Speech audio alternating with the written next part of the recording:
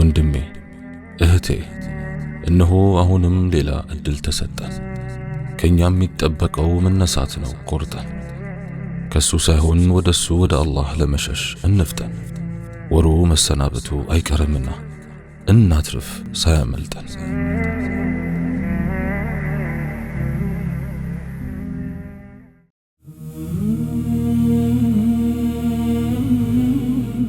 بسم الله اللهم لك الحمد كما ينبغي لجلال وجهك وعظيم سلطانك، والصلاة والسلام على رسول الله وعلى آله وصحبه ومواله.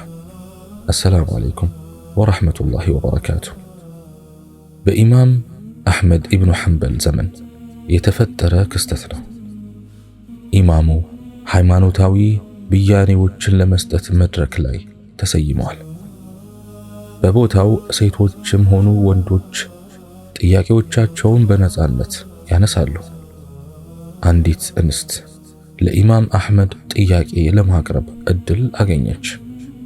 በዘመኑ እንደ ዛሬው የኤሌክትሪክ መብራት ባለመኖሩ በቀንዲሎች የሚበሩት ባለስልጣናት የሚንቀሳቀሱባቸው ጎዳናዎች ብቻ ናቸው። ኢማም ሆይ፣ የኛ ቤት የሚገኘው የአገሪቱ መሪ በሚያልፍበት ዋና ጎዳና አጠገብ ነው። ምሽቱ ላይ የሱልጣኑ ወታደሮች በጎዳናው ግራና ቀኝ ቀንዲል ይዘው በመቆም የአካባቢውን ጨለማ በብርሃን ይለውጡታል። ወታደሮቹ የሚያበሩትን ብርሃን ተጠቅመን ልብሶቻችንን መስፋት ይፈቀድልናልን? በማለት ጠየቀች። ኢማም አህመድ በእንስቷ ጥያቄ ተደነቁ። የሰው ልጅ ያውም ወጣት ሆኖ ይህን ያህል ጥንቁቅነት ማሳየቷ ግራ ገባቸው። እንዲህ አይነት ጥያቄ አጋጥሟችሁ ያውቃልን? በማለት ኢማሙ ተማሪዎቻቸውን ጠየቋቸው። ተማሪዎቻቸውም በልጅቱ ጥያቄ ግራ ተጋብተዋል። ኢማሙ አህመድ ልጄ ሆይ አላህ ይዘንልሽና ለመሆኑ አንቺ ማነሽ? ብለው ጠየቋት። ዙበይዳ ቢንት አልሐሪስ ነኝ በማለት መልስ ሰጠች። የልጅቱ አባት አልሐሪስ አልሙሐሰቢ በዘመኑ ከነበሩ ሙስሊሞች ከሐራም ነገሮች በመራቅ በጥንቁቅነትና በዙህድ ምሳሌ መሆን የሚችሉ ታላላቅ ስብዕናዎች አንዱ ነበር። እንዲያውም ከዕለታት አንድ ቀን በኢራቅ ዋና ከተማ ባግዳድ ውስጥ የአንድ ነዋሪ በግ መሰረቁን ሲሰማ ከተሰረቀው በግ ድንገት ስጋ ቢመጣብኝ በሚል ፍራቻ ለአንድ ወር ያህል የበግ ስጋ ተመግቦ አያውቅም ነበር። ኢማም አህመድ የልጅቱ ጥያቄ በእንባ እንዲታጠቡ አደረጋቸው። ባለንበት ዘመን ጥያቄውን እንዲሁ ከላይ ስንመለከተው ምን ችግር አለው የሚል ድፍረት የተሞላበት ምላሽ ለመስጠት ይገፋፋናል። ግና ኢማም አህመድ የሰጡት ምላሽ ለየት ያለ ነበር። በብርሃኑ መጠቀም ለናንተ አይበቃም አሏት። ተማሪዎቻቸው ለምንድን ነው ለነሱ ብርሃኑን መጠቀም የማይፈቀደው? ያጠፉት ነገር ምንድነው? እያሉ በአግራሞት ተንሸኳሸኩ። ዙበይዳ ሆይ የናንተ ቤተሰብ አባላት ከአወዛጋቢ ነገሮች በመራቅ ለሰዎች የጥንቁቅነት ምሳሌነት ስለሆኑ ይህን ምግባር ማሳየት ካቆማችሁ በማህበረሰቡ ዘንድ ጥንቁቅነት ሙሉ በሙሉ መጥፋቱ አይቀሬ ይሆናል። ስለዚህ ያነሳሽው ጥያቄ ለሌሎች ቢፈቀድም ለናንተ ግን አይፈቀድም በማለት ምላሽ ሰጧት። ዛሬ የማያውቁትን ነገር አላውቅም ማለት ያስፈራል፣ ይሰቀጥጣል፣ ከራስ ጋር ያነጋግራል። እንዴት አላውቅም እላለሁ፣ እንዴትስ እዋረዳለሁ ያስብላል። በመሆኑ አላህ ያዘነለት ሲቀር አብዛኛው ተጠያቂ ተጠይቆ አላውቅም ከማለት ይልቅ መስሎ መታየትን መርጧል። ፈትዋ ወይም ኢስላማዊ ብይን ያለ በቂ ዕውቀት በየጉራንጉሩ ይሰጣል። ትላልቅ ከተሞች ከሁለት ሐዲስ የዘለለ በማያውቁ ወጣቶች ይታመሳሉ። እርምጃቸውም ፈጣንና የግልቢያ ነው። ድፍረታቸው አስደንጋጭ ነው። ሁሉም ነገር በእጃቸው ያለ ይመስል በራሳቸው መስፈርት ሐላልና ሐራሙን ይወስናሉ። ያከፍራሉ፣ ያሰልማሉ፣ ያስገባሉ፣ ያስወጣሉ፣ ይወርፋሉ፣ ይዘልፋሉ። ስለ ዲን በቂ ዕውቀት የሌላቸውን ሰዎች ያሳስታሉ። ያውም ከጀነት መንገድ። አዎን ከጀነት መንገድ። ብዙዎችን ያለ ቦታቸው ሲጋፉ እናያለን። በርካቶች ሳይጋበዙ በሐቅና በአፍረጥርጠው ስም ውዥንብር ሲነዙ እንመለከታለን። በመሆኑም ሳይወድ በግድ ዓሊም ለነርሱ ቦታ ለቋል። የቀራበትን ሼህ ጭምር ሳይቀር መልሶ የሚያከፍር አለ። አሊፍ ያስቆጠረውን ያሳወቀውንና አፍ ያስፈታውን አስተማሪውን መልሶ አንተ ኹራፋት ምን ታውቃለህ ሲለው እየተመለከትን ነው። አጂብ። ገደሉት፣ አላህ ይግደላቸውና ዲኑን ገደሉት፣ ጀማዓውን በተኑት፣ ህዝቡን አቃቃሩት። ስንት አለ መሰላችሁ ለዚህ ውድ ዲን ጥቂት ጊዜ እንኳን ሳይሰጥ ለመንፈሳዊው ዒልም ጥቂት ሳይደክም ነቅል ሳይኖረው ከዓሊም ቁጭ ብሎ ሳይማር በማንበብ ብቻ ፈህም ሳይኖረው ትክክለኛ ትርጉሙን ሳይገነዘብ በመስማት ብቻ ነገርን ከነገር የሚዘባርቅ ፍሬና ገለባን የሚደባልቅ ዕውቀትና ብስለት በጎደላቸው ፈጣን የአየር ባየር ላይ ፈትዋዎች ስንቶች ናቸው እንደከፈሩ የተነገራቸው? ስንቶች ባልና ሚስት ናቸው እንዲፋቱ ውሳኔ የተሰጠባቸው? ስንቶችስ ናቸው ካፊር ሙሽሪክ እንደሆኑ ብይን የተላለፈባቸው? በዚህም የተነሳ ተደናግጠው ከጀማዓው የጠፉ ብዙዎች ናቸው። በጥርጣሬ መሃል የሚዋልሉ በርካቶች ናቸው። ሰዎችን ከአላህ ስብሓንሁ ወተዓላ መንገድ በማሳት ሥራው ሰይጣን ጠቃሚ ያልሆኑ ሥራዎችን በጣም አስፈላጊ በማስመሰል ብቻ አያቆምም። በተጨማሪም ብዙ አይነት መደለያዎችን ያቀርባል። አላህ ስብሓንሁ ወተዓላ በዚህ ጥቅስ ስለ ሰይጣን ውሸታምነት ይነግረናል። يعدهم ويمنيهم وما يعدهم الشيطان إلا غرورا ተፈጻሚነት የሌለው ተስፋ ቃል ይሰጣቸዋል፣ ከንቱ ምኞቶችንም ያስመኛቸዋል። ሰይጣን ከንቱ ቃልን እንጂ አይገባላቸውም። ሱረቱ ኒሳእ አንቀጽ 120። በሰይጣን ተጽዕኖ ስር ያሉ ሰዎች ለዘላለም እንደሚኖሩ አድርገው የረጅም ጊዜ እቅዶችን ይነድፋሉ። የአላህን ስብሓንሁ ወተዓላ ውዴታ ከማግኘት ይልቅ ራሳቸውን እንደ ገንዘብ፣ ንብረት፣ ስልጣንና ደረጃ ላሉት ለዓለማዊ ፍላጎቶች አሳልፈው ይሰጣሉ። በሌላ ጥቅስ አላህ ስብሓንሁ ወተዓላ ይህንን ሌላኛው የሰይጣን ማሳሳቻ እንደሆነ አድርጎ ይወስደዋል። إن الذين ارتدوا على أدبارهم من بعد ما تبين لهم الهدى الشيطان سول لهم وأملى لهم እነዚያ ቅኑ ጎዳና ግልጽ ከሆነላቸው በኋላ ወደ ኋላ ያፈገፈጉት ሰይጣን እኩይ ምግባራትን መልካም አድርጎ አሳይቷቸዋል። በማይጨበጡ ተስፋዎችም ሸንግሏቸዋል። ሱረቱ ሙሐመድ አንቀጽ 25።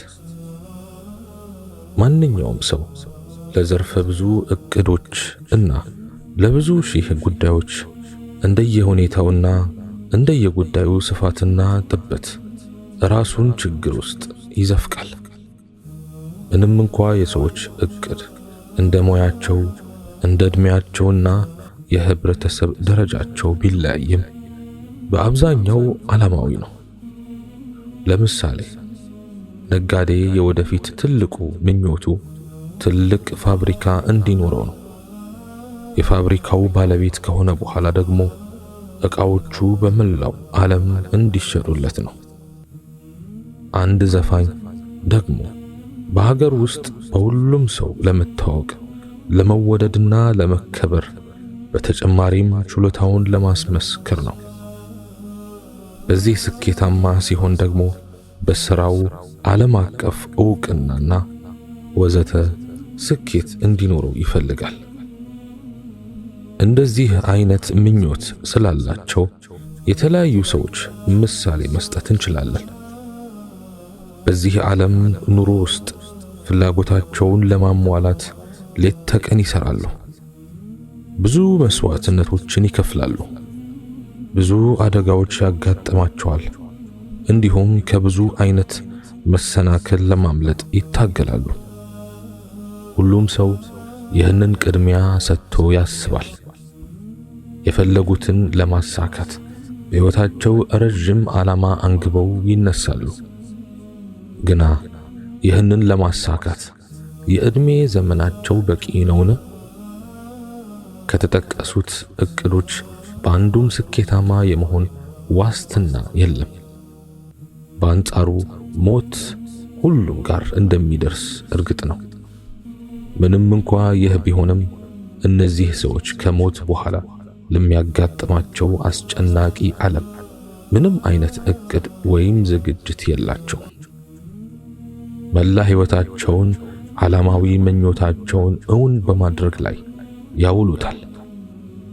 በቁርአን ላይ እንደተገለጸው ሰይጣን ተስፋ ስለሰጣቸውና እነርሱም ሕይወታቸውን በእነዚህ ተስፋዎች በመታለል እንዲያልፍ ስለሚስማሙ አንድ ቀን ሞት እንደሚመጣና በዚህም የተነሳ እቅዶቻቸው በሙሉ ያለ ፍጻሜ እንደሚቀሩ እንኳን አያስቡም።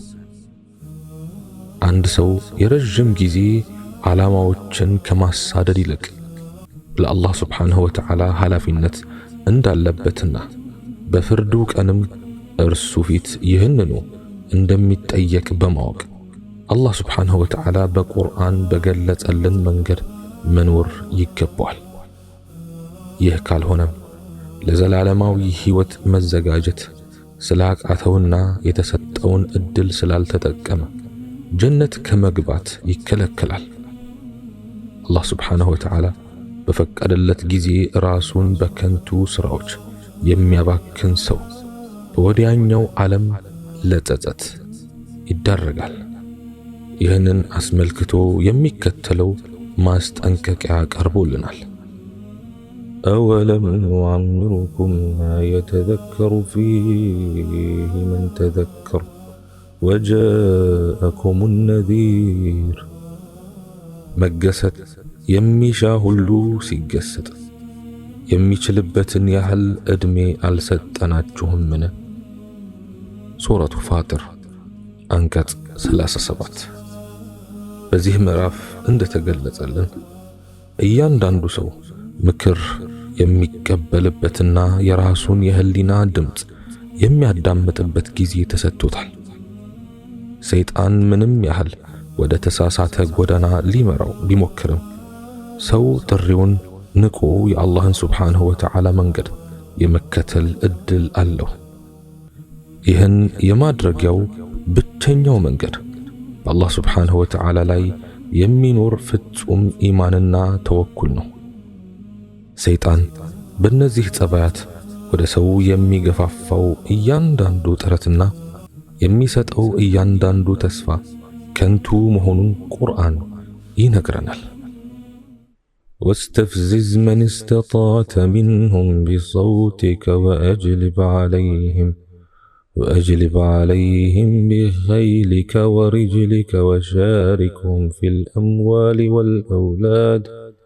وشاركهم في الأموال والأولاد وعدهم وما يعدهم الشيطان إلا غرورا إن عبادي ليس لك عليهم سلطان وكفى بربك وكيلا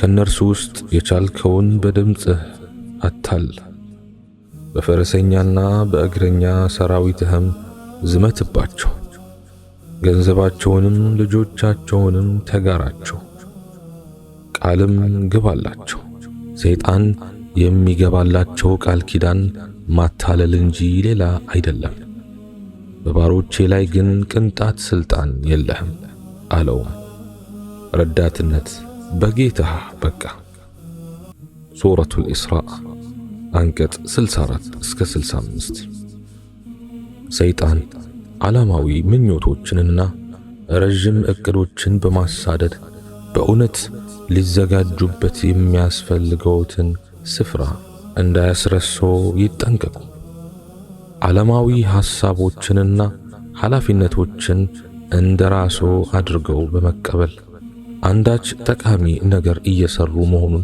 በማመን ራስዎን አያታሉ የሚከተለውን የአላህ Subhanahu Wa Ta'ala መመሪያ በህይወቱ ለአንድ አፍታ እንኳን እንዲጠፉ ባለማድረግ በሥራ ላይ ያውሉት يا أيها الذين آمنوا اتقوا الله ولتنظر نفس ما قدمت لغد واتقوا الله إن الله خبير بما تعملون ولا تكونوا كالذين نسوا الله فأنساهم أنفسهم أولئك هم الفاسقون እናንተ ያመናችሁ ሆይ አላህን ፍሩ እያንዳንዷ ነፍስ ከመልካም ተግባር ለነገዋ ያስቀደመችውን ታስተውል አላህን ፍሩ አላህ የምትሰሩትን ሁሉ አዋቂ ነው እንደነዚያ አላህን በመርሳታቸው አላህ ራሳቸውን እንዲረሱ እንዳደረጋቸው ሰዎች አትሁኑ እነዚያ እነርሱ አመፀኞች ናቸው ሱረቱል ሐሽር አንቀጽ 17 እስከ 19 አላህ Subhanahu Wa Ta'ala እኔም በተናገርኩት እናንተም በሰማችሁት የምንጠቀም ያድርገን سبحانك اللهم وبحمدك أشهد أن لا إله إلا أنت أستغفرك وأتوب إليك وآخر دعوانا أن الحمد لله رب العالمين والسلام عليكم ورحمة الله تعالى وبركاته